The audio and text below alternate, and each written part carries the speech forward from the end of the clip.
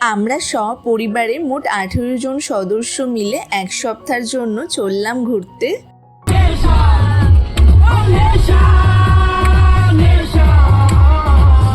নমস্কার, আমি দেবলীনা। আমার চ্যানেল সিম্পল লিনাতে আপনাদের আরও একবার স্বাগত জানিয়ে আজকের ব্লগটা শুরু করতে চলেছি।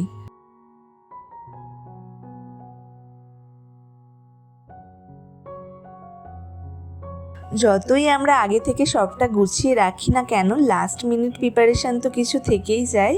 বোন এখানে সকাল থেকে মাস্ক লাগিয়ে বসে আছে, আর আমি কালকেই স্কিন কেয়ারটা করে রেখেছি।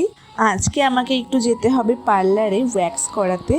সব কাজ কমপ্লিট করে রাতে বসেছি সব জামা কাপড় ছিটিয়ে। ব্যাগ প্যাকিংটাই বাকি থেকে গেছে। এখন প্রত্যেকটা ড্রেস কাউন্ট করে করে ব্যাগে ভরে তারপরে ঘুমাতে যেতে হবে।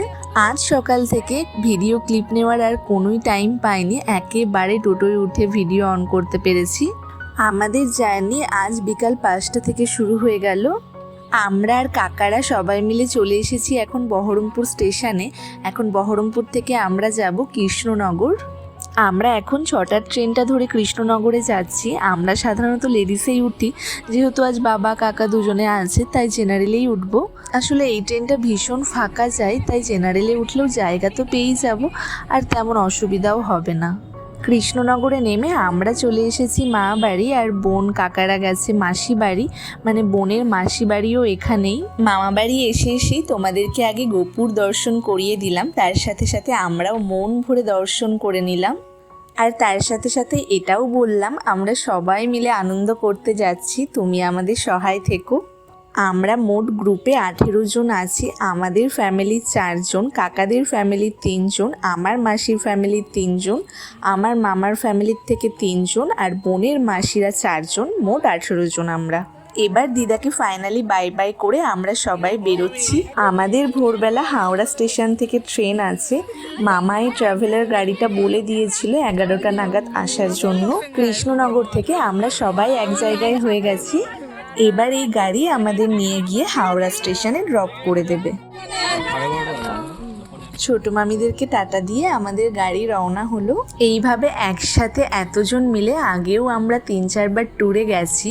ফ্যামিলির সবাই মিলে এইভাবে ঘুরতে গেলে কতটা যে মজা হয় সেটা এক্সপ্লেন করে তোমাদেরকে বোঝাতে পারবো না, তবে যতটা পারবো তোমাদের ব্লগে দেখানোর চেষ্টা করব। আশা করি তোমরা বুঝতে পারবে। অর্ধেক রাস্তা যাওয়ার পর আমাদের গাড়ি এখানে স্টপেজ দিয়েছে। এখন সবাই চা খাবে। আমাদের এখানে অনেকেই আছে যাদের ভীষণ চায়ের নেশা। তার সাথে সাথে সবাই একটু ফ্রেশও হয়ে নেব।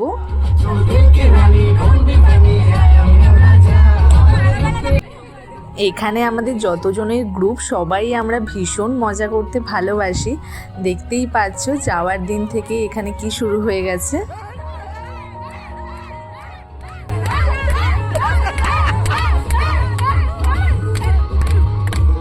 আর স্পেশালি যাওয়ার দিনই সবার মনে বেশি এক্সাইটমেন্ট থাকে, তাই এখন সবার মধ্যে ফুল এনার্জি আছে একদম।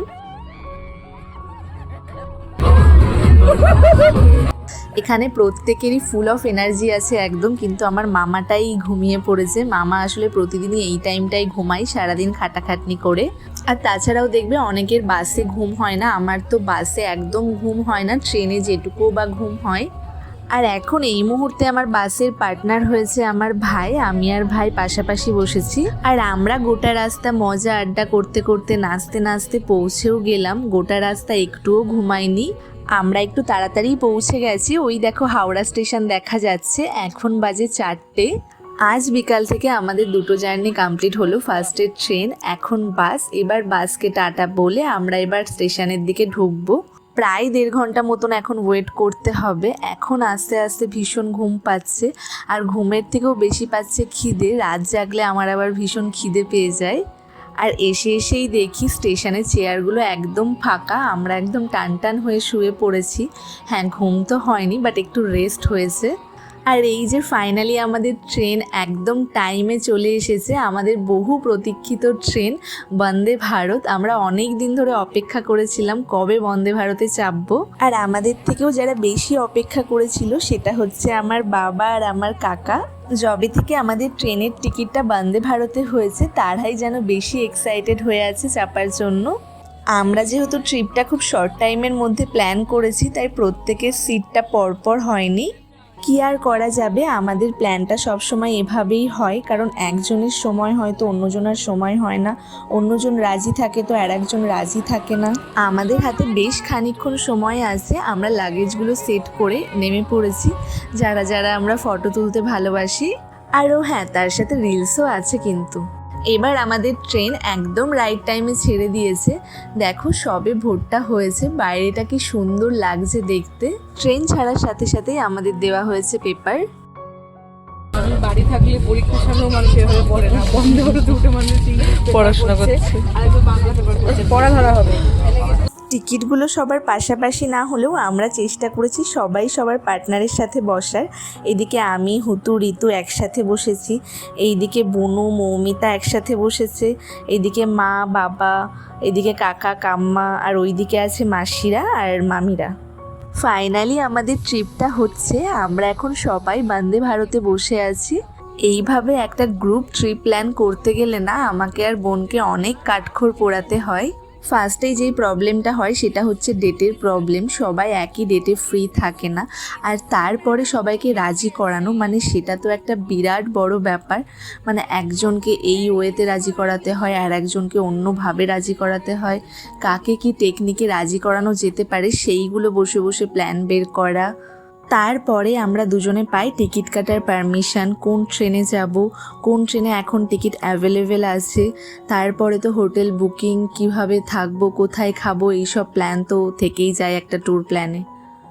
বয়স বাড়ার সাথে সাথে মানুষের শখটা কমতে থাকে কিনা জানি না, আমাদের বাড়িতে না বাবা কাকারা বাড়িতে থাকতে আর কাজ নিয়ে থাকতে সবচেয়ে বেশি ভালোবাসে। আমরা বড় হওয়ার সাথে সাথে এখন যখন জোর জবরদস্তি করি তখন কিন্তু যায়, আর গিয়ে ট্রিপটা বেশ ভালোই এনজয় করে, কিন্তু যাওয়ার আগে কিছুতেই যেতে রাজি হয় না। অনেক বায়না করে রাজি করাতে হয় এই আর কি। তবে মা, কাম্মা, মাসি, মামিদের বরাবরই ইচ্ছা থাকে ঘুরতে যাওয়ার। কিন্তু এই দেখো তোমাদের সাথে গল্প করতে করতে আমাদের চা বিস্কিটও খাওয়া হয়ে গেল। এইবারই আসবে আমাদের ব্রেকফাস্ট, কিন্তু তার আগে আমি একটু মুড়ি খেয়ে নেব। আমি লং জার্নি যেখানেই যাই না কেন মুড়িটা সব সময় ক্যারি করি। আমি সকাল সকাল একদমই অন্য কিছু খেতে পারি না আর কি।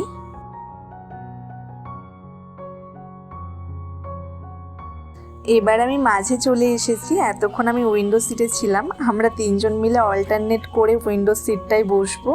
আর উইন্ডো সিটে বসতে কে না ভালোবাসে, তাই না? আর ওই দেখো মামা মামি, আর তার পেছনেই আছে মেশোরা।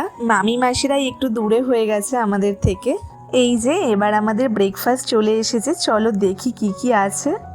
হাতটা ক্লিন করার জন্য ফার্স্টেই আছে স্যানিটাইজার, আছে দুটো ডিম সিদ্ধ, দুটো পাউরুটি, আর আছে উইঙ্কেসের একটা কেক, তার সাথে আছে বাটার, জ্যাম, সুগার আর সল্ট। আর এর মধ্যে একটা কথা বলে দিয়ে, আমরা যখন টিকিটটা কেটেছিলাম তখন 4 জনের ব্রেকফাস্টটা ইনক্লুড হয়েছিল না, কোনোভাবে ক্যান্সেল হয়ে গিয়েছিল। তাই আমরা এখানে এসে 4 জনের জন্য এক্সট্রা টাকা দিয়ে ব্রেকফাস্টটা অর্ডার করি।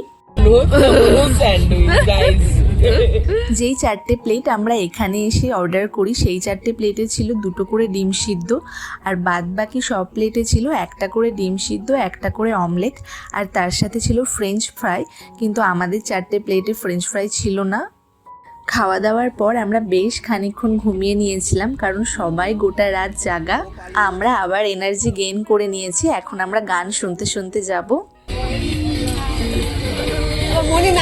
নাচ করতে এসছে, দেখতে এলাম।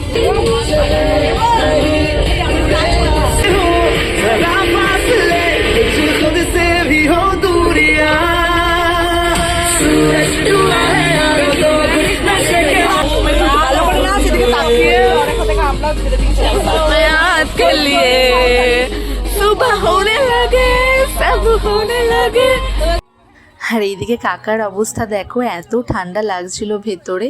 একটা বেডশিট কাম্মা নিয়ে এসেছিলো, সেটাই একদম গায়ে জড়িয়ে কুড়ি মুড়ি করে বসেছিল। আমরা কিছুক্ষণের জন্য ট্রেনের মধ্যে যা শুরু করেছিলাম, মনে হচ্ছিল বগেতে শুধু আমরাই আছি। আমরা কোথাও একসাথে থাকলে না চুপচাপ বসে থাকতে একদমই পারি না। যাই হোক, গল্প মজায় আমাদের জার্নিটা খুব ভালো ছিল। দেখতে দেখতে আমরা পৌঁছেও গেছি। আমাদের অনেক দিন ধরে পুরী আসার একটা প্ল্যান ছিল, কিন্তু সেটা কোনোভাবেই হয়ে উঠছিল না। বলে না জগন্নাথ দেব না ডাকলে আসা যায় না, হয়তো এরকমই কিছু একটা আমাদের সাথে হচ্ছিল। কারণ এই ব্যাপারটা আমি মনে প্রাণে খুব বিশ্বাস করি। আমার সাথেও এরকম একটা ইনসিডেন্ট ঘটেছে, পরে কোনো দিন গল্পে বলবো তোমাদের। এখানে শুধু কাকারা আর রেখা মাসিরাই আগে পুরী ঘুরেছে, আমরা ফার্স্ট টাইমের জন্যই পুরী আসছি। মামাদের কিছুদিন আগে পুরী যাওয়ার টিকিট কাটা হয়েছিল, সেটা কোনো কারণে ক্যান্সেল হয়ে যায়। আর স্টেশন থেকে বেরিয়েই দেখবে ট্রাভেল এজেন্সির কিছু লোকজন বাইরে দাঁড়িয়ে থাকে, তারাই আমাদেরকে প্যাকেজের ব্যাপারে সব বলছিল, কিন্তু তখন আমাদের মুড একদমই ছিল না সেগুলো শোনার। তাই আমরা বেশিক্ষণ ওয়েট না করে টেকারে করে হোটেলের দিকে রওনা দিই। আমাদের হোটেল আগে থেকেই বুক করা ছিল।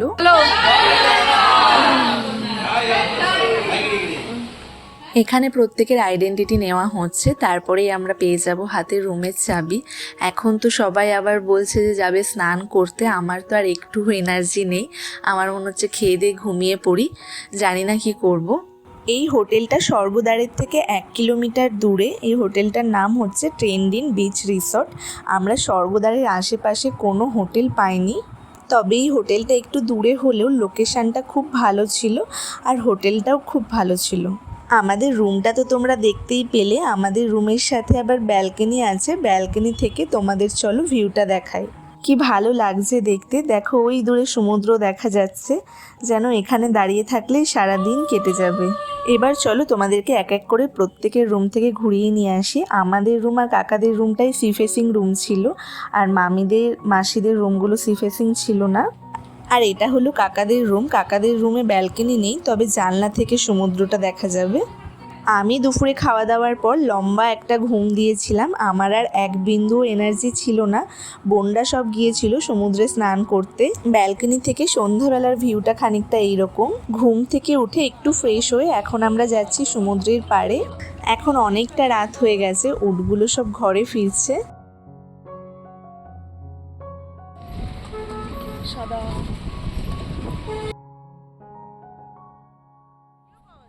সারাদিন পর এতক্ষণে সমুদ্রের পাড়ের হাওয়াটা গায়ে লাগাতে পারলাম।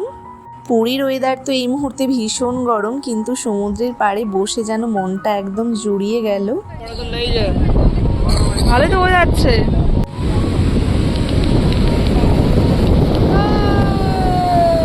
মাঙ্কি টুপি ম্যান, হ্যাঁ, এ মাঙ্কি টুপি ছাড়া চলতে পারে না, যেখানে যায় মাথা কান জড়ায়। খুব বড় ভুল করে ফেলেছে মাঙ্কি টুপিটা না এনে। পায়ে আবার মোজাটাও পরেনি, হ্যাঁ, পাটাকে একটা দিয়ে মাথাটাকে একটা দিয়ে, কি যে বলবো আপনাদেরকে। তা একটু মানিয়ে নিন, একটু ক্ষমা করে দিন ব্যক্তিটাকে।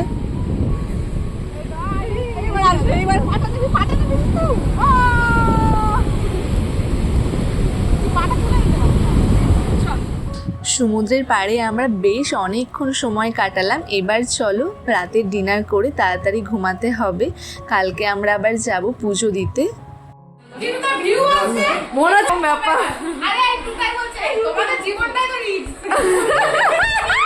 আর ও কি মনে ব্যথা পেয়েছে, এখানে সব রকম ক্যারেক্টারের মানুষ পাওয়া যাবে।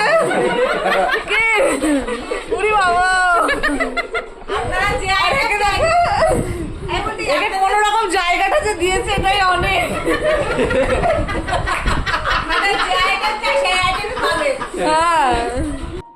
এখন একটা ঘরের মধ্যে আসর বসানো হয়েছে, সবাই মিলে চলবে গল্প আড্ডা হিহি, দেখতেই পাচ্ছ তোমরা। সবাই মিলে একসাথে আসার এটাই মজা, সবাই মিলে একসাথে আসার জন্যই এই সব কিছু। ফাইনালি আমাদের প্ল্যান সাকসেস হয়েছে, এটাই সবচেয়ে আনন্দের। তবে চলো আজকের মতো আসি। তোমাদের যদি ব্লগটা ভালো লেগে থাকে লাইক কমেন্ট অ্যান্ড শেয়ার করবে, সাবস্ক্রাইব করতে ভুলবে না। আবার দেখা হচ্ছে নতুন কোনো ব্লগ নিয়ে, ততক্ষণের জন্য টাটা।